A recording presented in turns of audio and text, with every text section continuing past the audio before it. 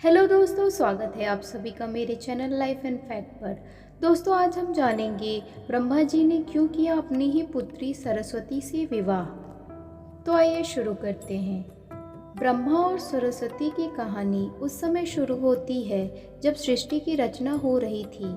हिंदू ग्रंथ के मुताबिक सृष्टि की रचना ब्रह्मा जी के द्वारा की गई है और इस ब्रह्मांड के पालनकर्ता के रूप में हम भगवान विष्णु को जानते हैं। साथ ही भगवान शंकर को सृष्टि के संहारक के रूप में जानते हैं। मगर कमाल की बात है कि आपने पृथ्वी पर विष्णु और महेश के बहुत सारे मंदिर देखे होंगे, मगर आपने कभी भगवान ब्रह्मा का मंदिर नहीं देखा होगा। पूरी पृथ्वी में भगवान ब्रह्मा की मूर्ति केवल भारत के पुष्कर में है। सरस्वती पुराण में भगवान ब्रह्मा और माता पार्वती के विवाह की बात लिखी हुई है।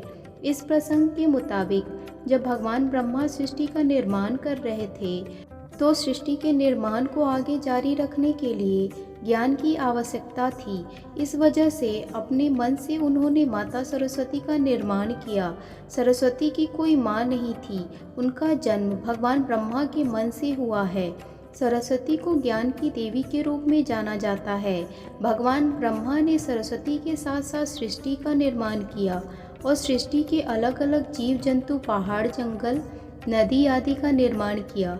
इस निर्माण प्रक्रिया के दौरान भगवान ब्रह्मा देवी सरस्वती के रूप से आकर्षित हो गए। माता सरस्वती ज्ञान की देवी होने के साथ साथ रूप में भी बहुत आकर्षक थी, मगर सरस्वती का जन्म ब्रह्मा से हुआ है। इस वजह से जब भगवान ब्रह्मा सरस्वती की तरफ मोहित हो गए तो देवलोक में उनकी बहुत निंदा हुई।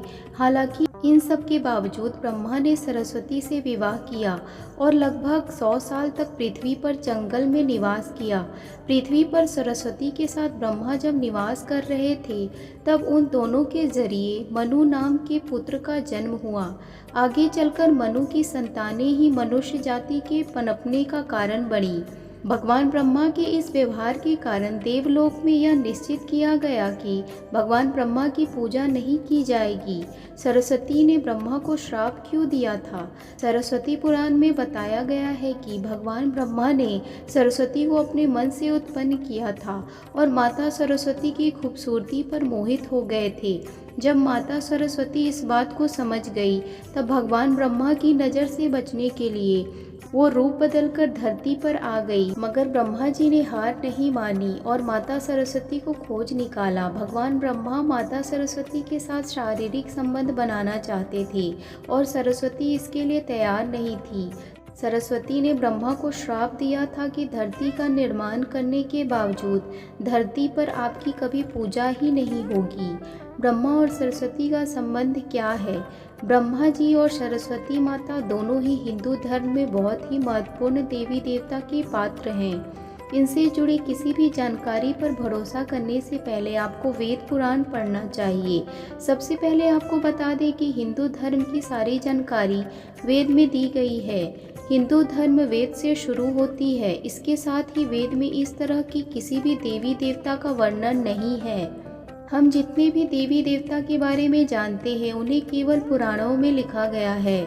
अब आपको यह भी समझना होगा कि ब्रह्मा और सरस्वती के संबंध को लेकर जो जानकारी दी जाती है उसमें क्या कहा जाता है। इस जानकारी को सरस्वती पुराण से लिया गया है, मगर सरस्वती पुराण नाम का कोई भी पुराण हिंदू धर्म में मौजूद ही नहीं है।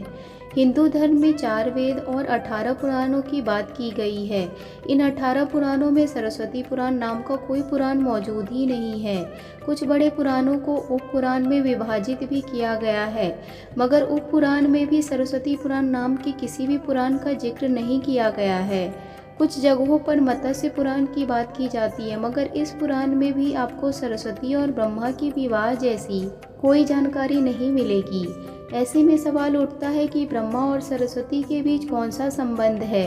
इसके लिए आपको समझना होगा कि ब्रह्मा ने सृष्टि का निर्माण किया, अर्थात जब भगवान ब्रह्मा इस सृष्टि का निर्माण करने बैठे तब विष्णु और महेश के अलावा कुछ भी इस दुनिया में मौजूद ही नहीं थे।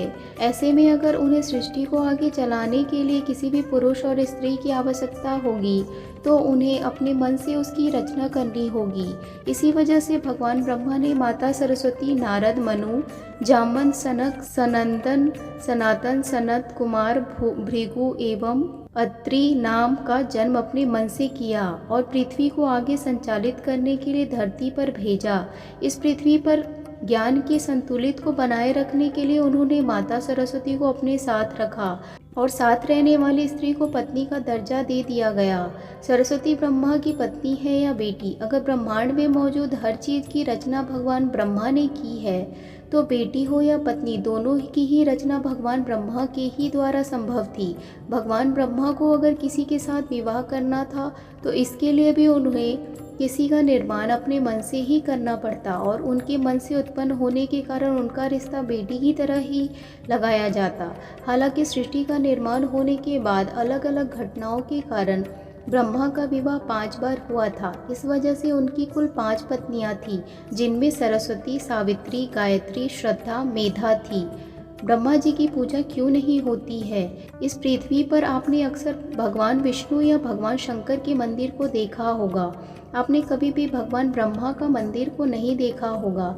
आपको बता दें कि राजस्थान के पुष्कर में भगवान ब्रह्मा का एक मंदिर है। वह मंदिर 3 झीलों से घिरा हुआ है।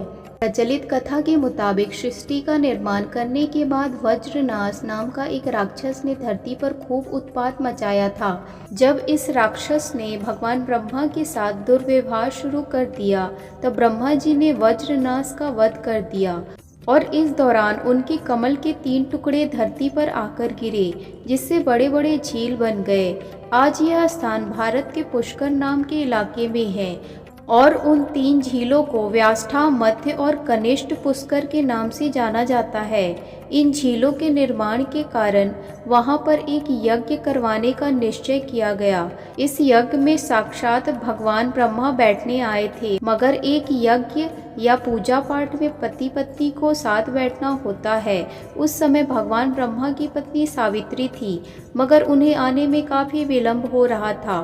बहुत देर इंतजार करने के बाद पूजा का मुहूर्त खत्म होने से बचने के लिए भगवान विष्णु ने एक सुझाव रखा कि ब्रह्मा जी की शादी इसी पूजा के दौरान कर दी जाए।